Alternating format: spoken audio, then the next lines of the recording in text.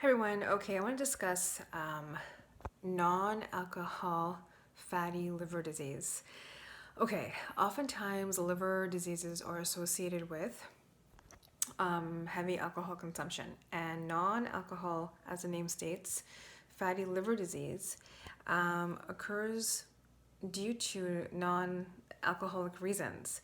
So generally for PCOS sufferers, because there is a chance for obesity, because not all PCOS sufferers suffer from obesity, but high risk for that. For those of you who do have obesity, that's a risk towards fatty liver, and then of course insulin resistant. So when you have both of those pieces playing along in your health, you may be at risk or have fatty liver disease, which is related to non-alcohol. Now, that being said, let's say you have PCOS and you are, your weight is in the obese category and you also are taking in a lot of alcohol, then you're going to really need to listen to this because the liver then is really taxed. So for this particular situation,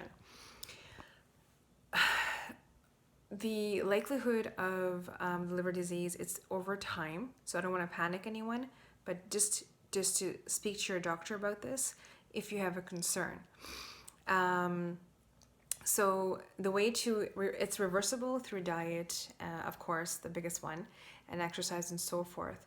But it's important for PCOS sufferers to know that they are at higher risk, not only for diabetes and heart issues and all those other things, if you're not following, a certain lifestyle, you're also at risk for a fatty liver that generally is caused through other liver toxin pieces, but just by default, by just having PCOS, by just having insulin resistance, and if you've gained weight, can put you at risk.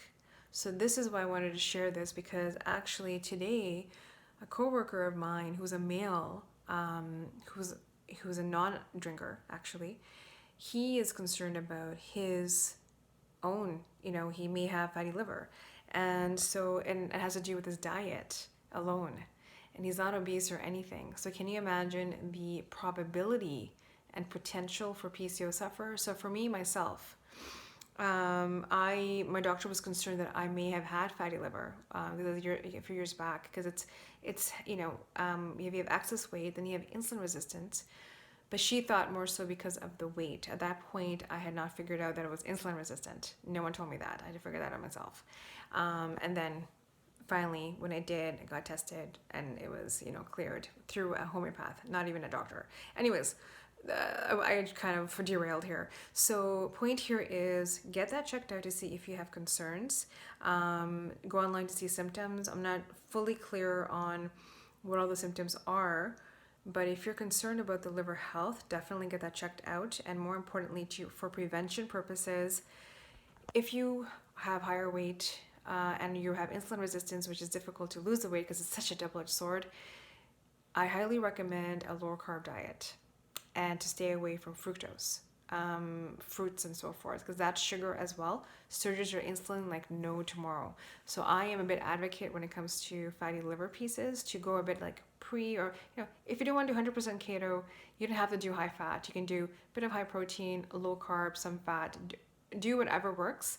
But when it comes to choosing your carbohydrates, stay away from the sugar carbohydrates, which are fruit. There are low glycemic fruit, like berries, for example, that you can try. But again, these are things to consider when you're thinking about your organ. Important piece to the health of PCOS women. I don't know why this is not spoken about enough. I myself am surprised I haven't put it up.